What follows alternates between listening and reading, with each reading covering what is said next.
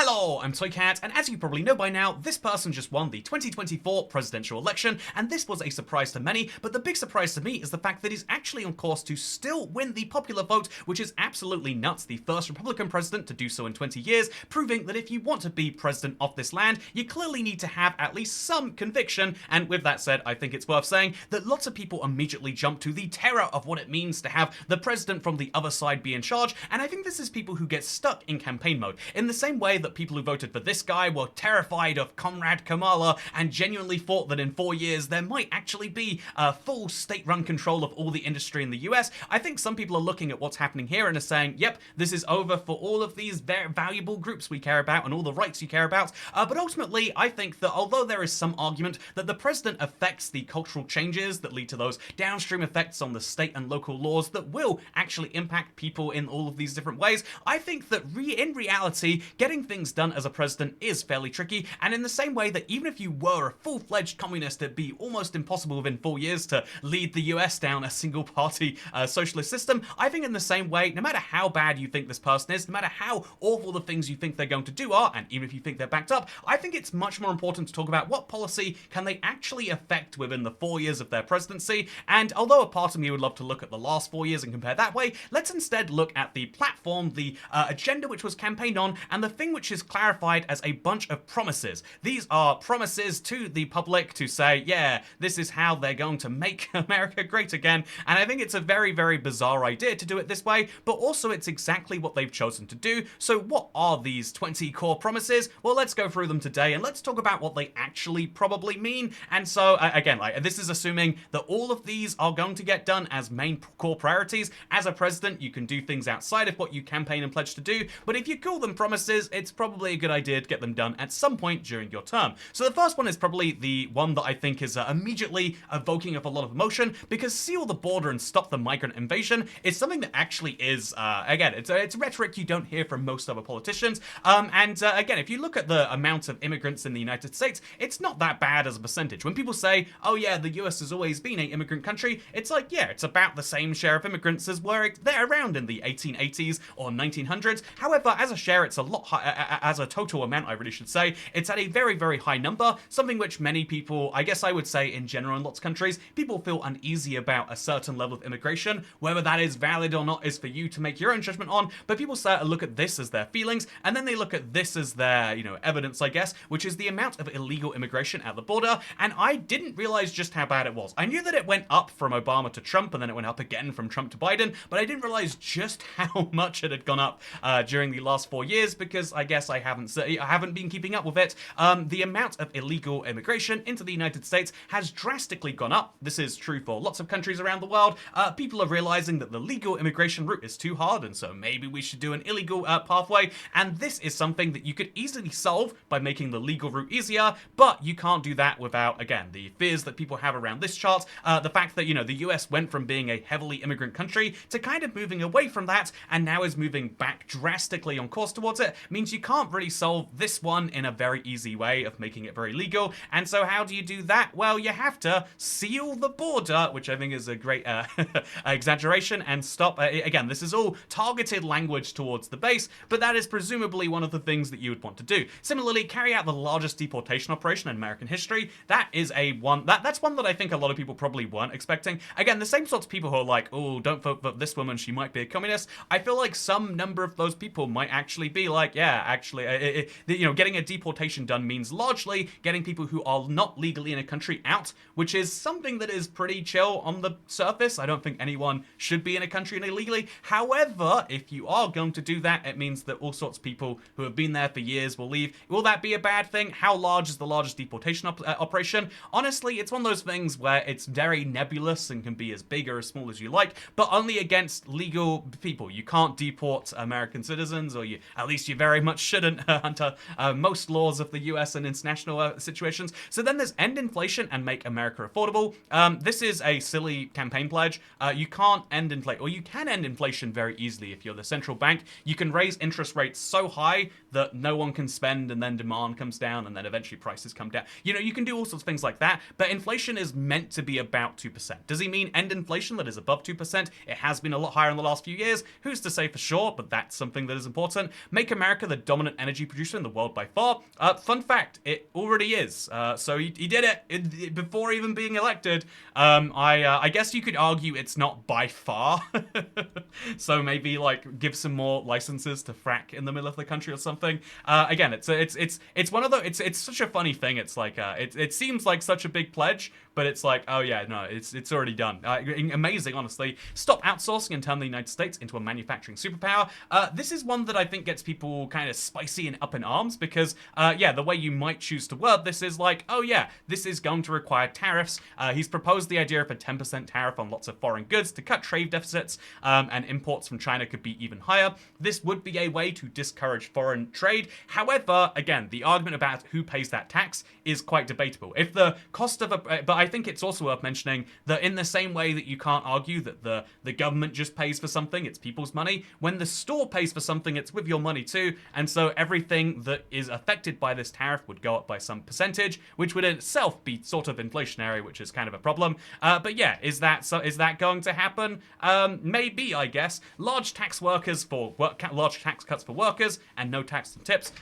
Workers are anyone who receive an income, so I mean that's probably going to happen. It happened in the last presidency, but this is the most interesting bit in my opinion. No tax on tips, I think you could argue, looking at this map, is single-handedly what won Trump Nevada. It's not fully called by the AP, but basically everyone else has called this race. Looking at the number of votes there, it looks like Trump has done extra well. Why has he done extra well in a state that has a lot of service workers? Because he says, I won't tax your tips. On the basic, again, like I think there's a lot of culture wars that maybe won him over other states, but just the simple idea, if you have some tips, right, where you currently have to go for a whole bunch of pain, what if you didn't have to do that? I think is a really big swing. And I think if you look at the way taxes are tipped right now, it actually is a bit of an arse ache. I mean, it's a very easy one to do in terms of the getting it done, like you just pass a law and say no more tax on tips. There's a lot of second order effects on this because surely you'd want all your employees to be paid as much via tips if they're tax free. Right now, the way it works, this blew my mind. I looked through the IRS tip record keeping and reporting because I wanted to confirm something which I've always been told by people in Nevada, which is the idea of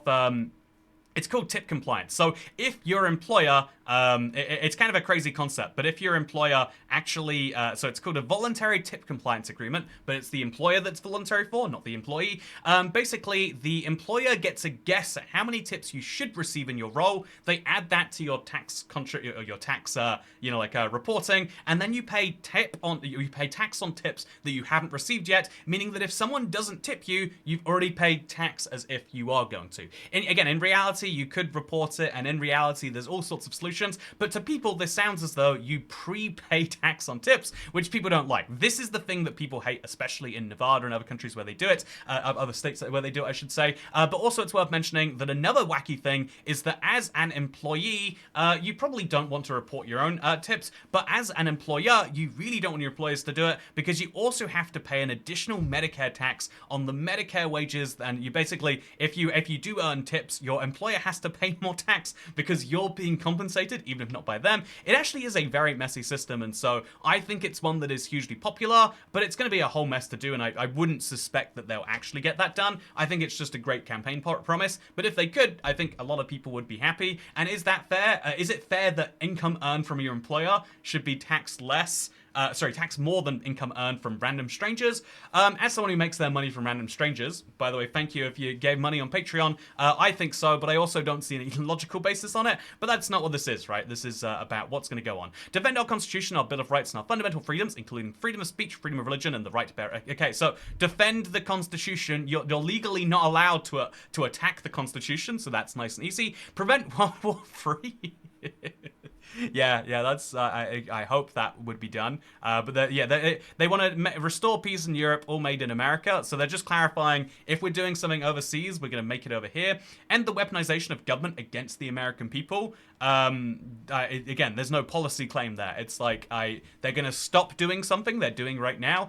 Stop the migrant crime epidemic. Again, you could kind of argue this could be done by number 1 or number 2. If there are migrants committing crimes, you could deport them. If there are migrants illegal immigrants committing crimes, you could not let them in. And so that's probably what is claimed there. But they also claim to demolish foreign drug cartels, crush gang violence, and lock up violent offenders. There's a claim to rebuild our cities, including Washington, D.C. I don't know why you would clarify a specific city in there, especially one that is very much a Democrat city. But I guess it's the only city the federal government has direct control over. Is that clever, or is that just picking a city most people don't live in, but have some vibe about? I don't know, but that seems easy. What do you mean by rebuild it? I guess maybe make it safe, clean, and beautiful. I feel like Washington, D.C. I visited is beautiful, and it's mostly clean, but, you know, I guess safety is relative. Maybe you could argue that doing this is done by doing this. You could make some claim on that, I guess. Strengthen and modernize our military, making it, without question, the strongest and most powerful in the world.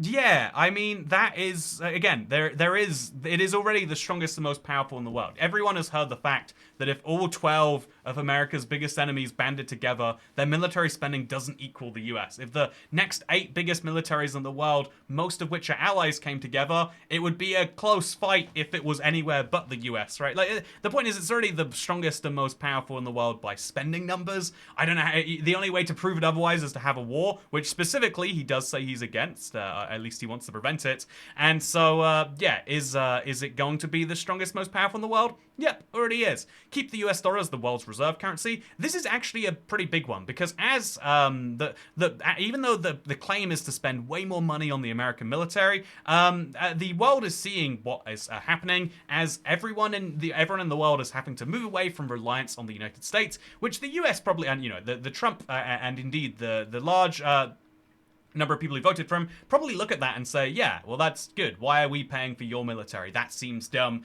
You know, why would we be paying any money that you get to benefit from? But it does mean that there is probably a drop in reliance on the US, meaning that the US dollar as the world's reserve currency might be a little bit harder. Not any realistic amount, it's not a big deal, but if there are big claims towards NATO, which, again, European countries are scrambling, being like, okay, I guess we have to work out what to do. If this wasn't a one-off epidemic the US had, the US is moving towards, you know, again, whether by the fault of, you can argue whether it's the people who create the policies and the presidents who you know, kind of enforce them, or whether it's the presidents who pick the policies and the people just get to vote for them. But in either case, it is like the American people are saying, yeah, we are done caring about Europe as a lot, by and large, and so Europe has to work out what to do. Which honestly, it's a funny thing, because this is exactly what Trump would want from it. If Europe is spending a bunch more on defense and therefore defending ourselves, and America doesn't have to spend that money, then that's good. But again, the weird thing is, rather than taking this as a big win and saying we'll return your taxes to you, you know, by ending your taxes on tips,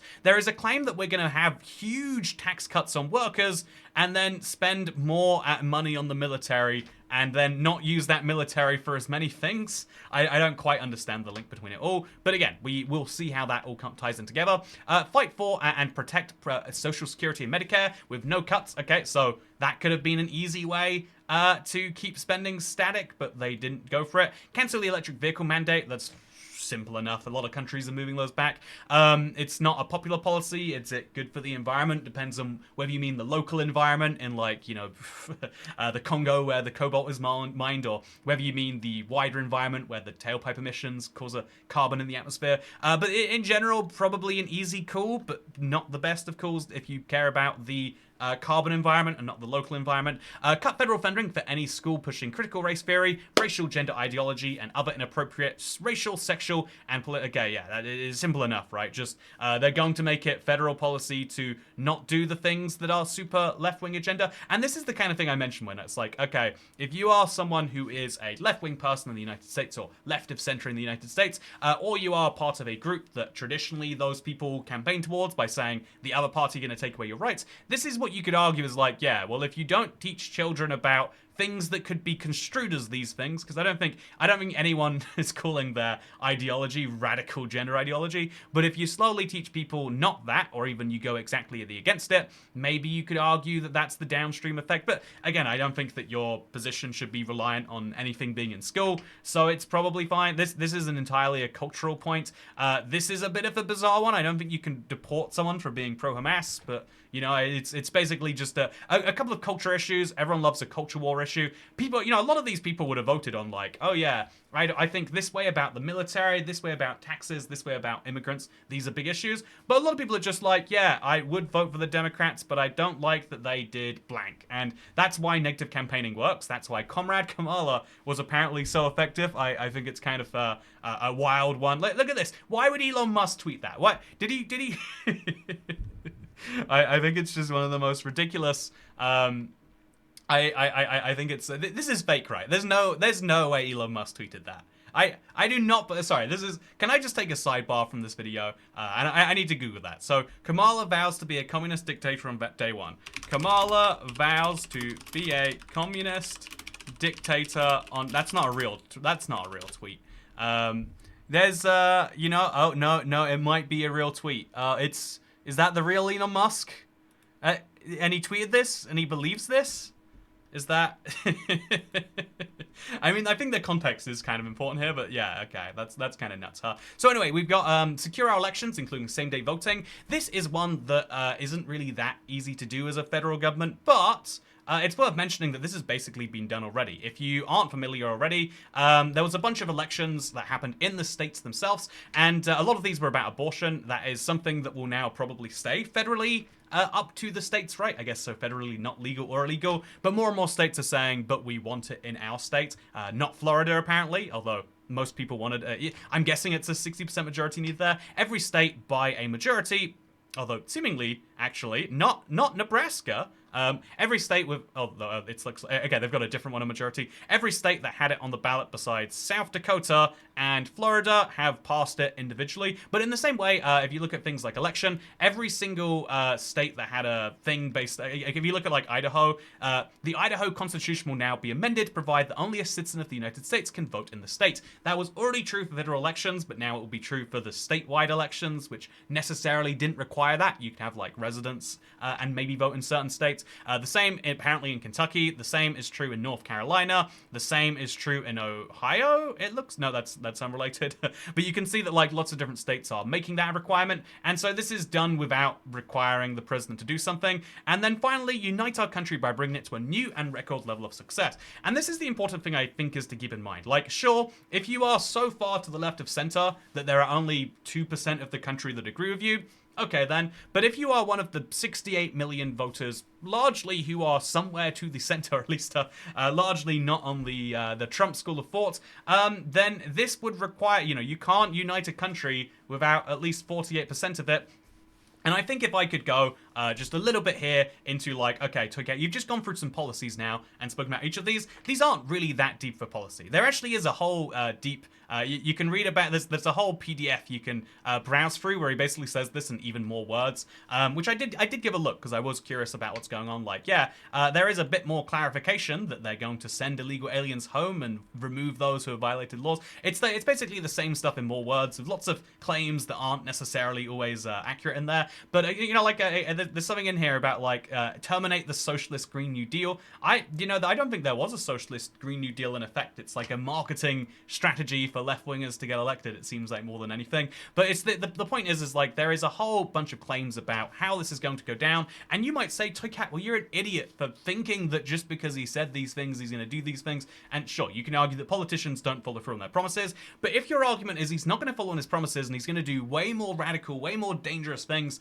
I think it's worth reminding yourself that even though it looks like there was a red sweep across literally every way that you can measure, politics, like popular vote, electoral college, the Senate is over 50-50, the House is, it looks like coming very close. It's over the line, but it's much closer towards the red party than the blue party, despite having already held it. Right? It's kind of a shocking thing. But what's a good reminder is that the way laws work is the president doesn't just pass them. I think more and more they can do certain executive orders, but basically all of the things that you would want them to do are going to have to be passed by all of these people. And sure, some of these people are probably super diehard Trump fans and are going to be like, yeah, you tell me to pass a law, I hit the button, I don't even read it.